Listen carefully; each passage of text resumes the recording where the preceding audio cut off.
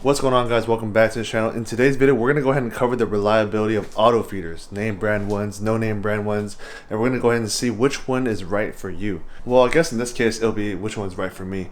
But the reason why I went ahead and got auto feeders is because I actually moved and it's been super hectic.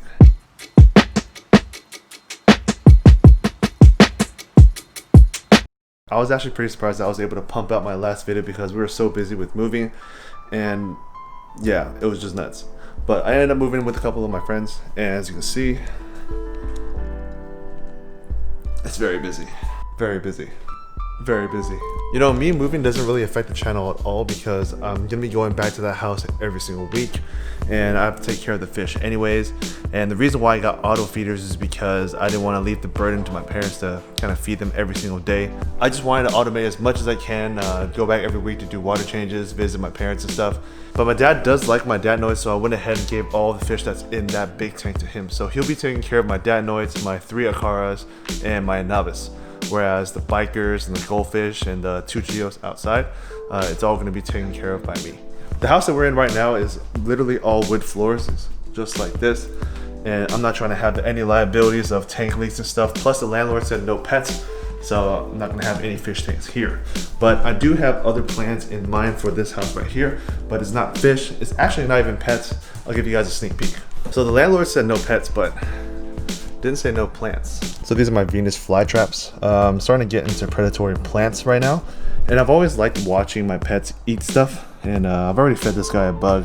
This might be pretty interesting. I don't know if it's gonna be a loophole to another hobby, but yeah, man, this is the start of my predatory plant collection.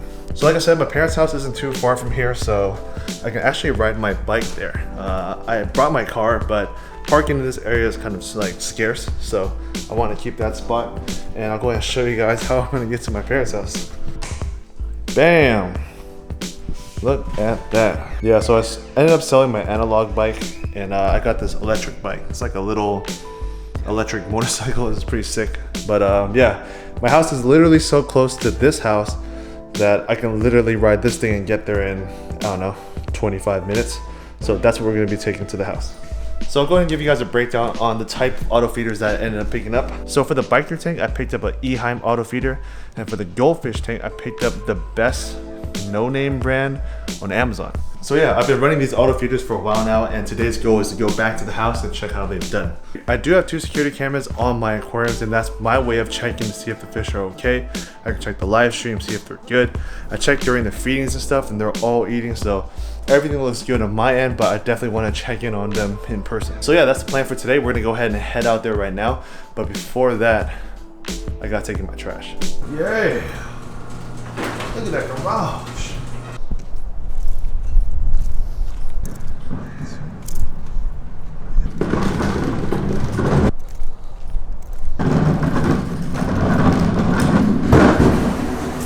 Yeah. Oh yeah, here's the bike. Doesn't it look pretty sick though? Like, it looks sick on the side, right? Looks tight. But yeah, man, let me know if you like these types of vlogs. It's kind of different than just recording in the garage. And yeah, I plan on taking my channel like this route.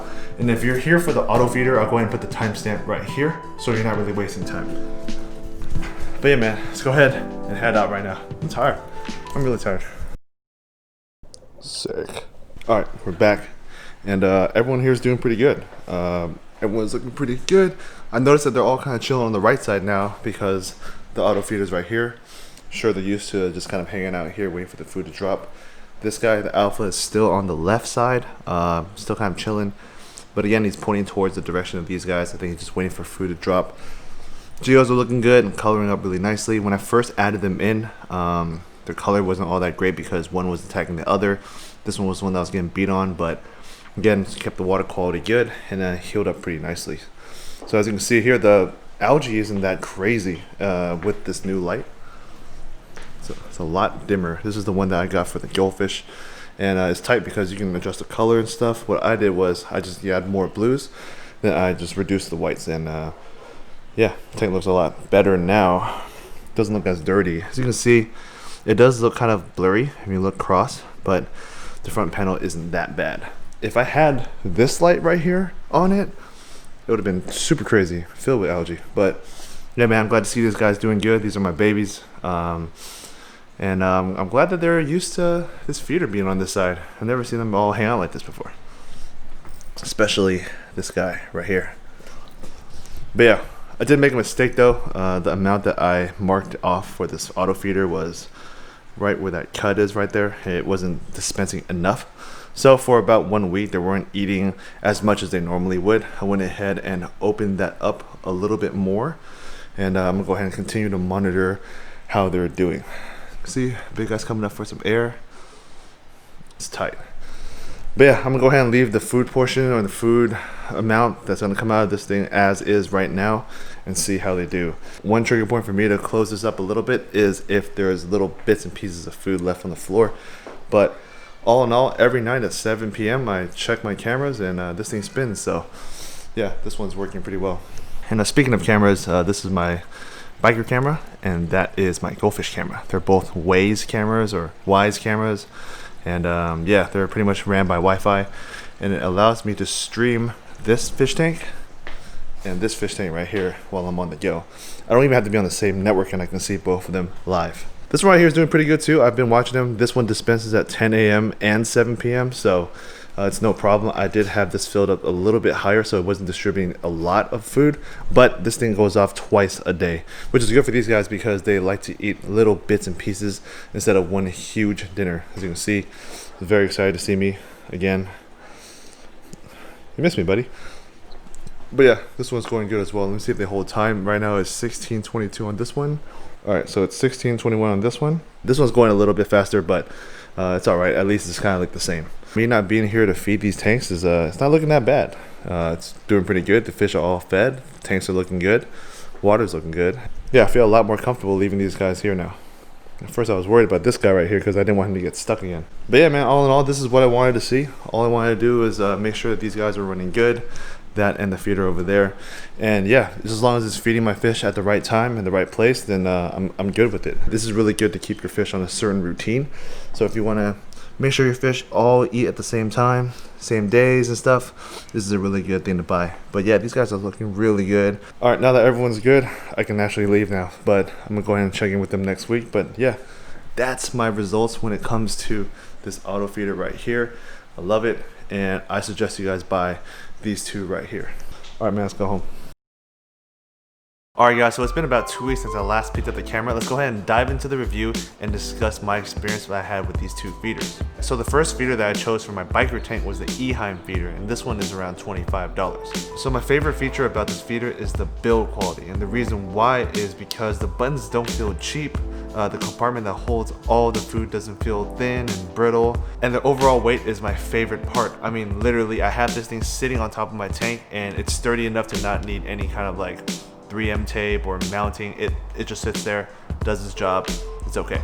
But I mean, who needs like their feeder to be like stuck in one place? You know, you kind of want to move it around, and this is the reason why I did not mount this on the top of my biker tank, for example. I mean, this little feeder also has an integrated fan to help keep fish food dry. So if you're worried about moisture and stuff, there's a little fan in there to kind of just dry things off if things were to get wet. But based on where I have the feeder, I don't think the feeder would ever get wet in there, but I don't want to speak too soon. So the second feeder that I have today is called the Zacro feeder. This is the one that I've been referring to as the Amazon feeder, and the reason why I refer to it is because it's literally the best feeder on Amazon right now. If you search up automatic fish feeders, it's going to be the first one to pop up on the list. So has best reviews, it's ranked #1 when I get it. There's a lot of fish feeders on Amazon. If you haven't searched up automatic fish feeder on Amazon, there's a whole bunch on there. This one made it to the top. Now on the opposite end of the spectrum, the reason why I chose this feeder for my goldfish tank, keep in mind my goldfish tank is a glass tank, is because of how lightweight this thing is. I mean, it's completely opposite because I'm mounting this thing on the side of the glass, so I need something that's lightweight and nothing that's super heavy. And again, to touch base on the method of mounting and method of installation, this thing is mounted on the side of the glass, which is the best way that I've seen this one mounted. Unlike the Eheim where you have the ability to put it on top of your tank, the weight keeps it in place. This one right here, it seems like the best way to mount it is clamping it on the side of the glass. So after owning these two feeders for the past 2 weeks, I've come to the conclusion that you choosing one over the other just depends on your tank setup and your situation. Let's say for example, you want to mount your feeder on top of your lid to have it flow down into the hang-on bag or something. and you have nowhere to mount it to or clamp it to, you might want to go towards the Eheim. But if you have a rimless tank and you don't have a lid necessarily, you might want to go for the Zacro. Although the Zacro does have an option for you to not use the mount, the little clamp on thing, I just find it that it's not ideal to use it this way unless you have a 3M tape to kind of hold it down to your lid. So when it comes to tech, these two are very similar, but again, one came out in 2003, which is the Eheim, and then the Zacro came out in 2019. There's one factor that I like with the Zacro over the Eheim, and that's USB charging. So the Eheim uses 2 AA batteries. When the batteries go out, you have to take it out, replace it, and all that stuff, and that's pretty much the end of it, you know. So I'm not too sure if this thing holds memory when you take out the batteries. I don't know if you have to reset it and all that stuff, so that might be an issue later on. But with the Zacro, it's plug-in USB and you can charge it and it's all good. So every time I go back to the house, I have a portable power bank and I plug it into the Zacro, let it charge for a little bit, and it just keeps the battery up and running. Other than everything that I already pointed out, these two are pretty much the same feeders. They both have trap doors that you can adjust to kind of like allow more food or less food to go into the tank. They both have cartridges to hold the food, and then every time it's time to feed, the cartridge spins, and then it'll pretty much drop food into the tank, and the amount of food just depends on how big of a gate you're using and stuff. So because of the similarities, they kind of share the same issues that I had between the two.